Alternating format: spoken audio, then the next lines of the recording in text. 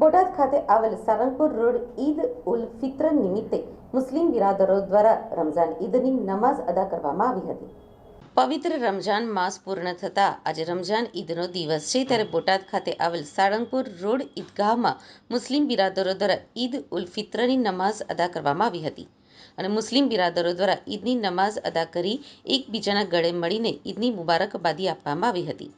આજે રમઝાન ઈદ હોય જેથી મુસ્લિમ બિરાદરોમાં ખુશીનો માહોલ છવાયેલ છે, ત્યારે આજે ઈદ ઉલ ફિત્રની મુસ્લિમ સમાજ દ્વારા નમાઝ અદા કરી એકબીજાને ગળે મળી રમઝાન ઈદની ખુશી મનાવવામાં આવી હતી।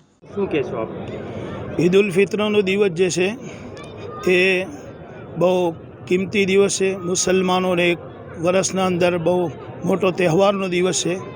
જે ઈદ ઉલ ફિત્રના દિવસે મુસલમાનો ઈદગાહના અંદર, જે સાળંગપુર રોડ ઉપર આવેલી છે ઈદગાહના અંદર આવીને મુસલમાનો નમાઝ પઢે છે, અલ્લાહની બંદગી કરે છે, અલ્લાહથી પાછળના થયેલા પાપોથી અલ્લાહથી માફી માંગે છે।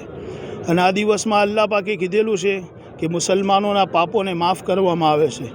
પછી ઈદની નમાઝ થયા પછી મુસલમાનો એકબીજાને ઈદની મુબારકબાદી આપે છે, એકબીજાને ગળે મળે છે અને એકબીજાને ખુશીઓ આપે છે। એકબીજાને ખુશીની વસ્તુઓ, સારી વસ્તુ અને મીઠાઈઓની વસ્તુઓ એકબીજાને ખવડાવે છે।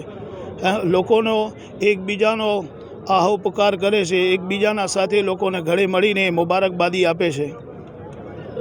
ખાસ કરીને આજના દિવસે શું મેસેજ આપશો લોકોને? આજનો મેસેજ, ઈદનો દિવસ જે છે એ ભાઈચારાનો દિવસ છે।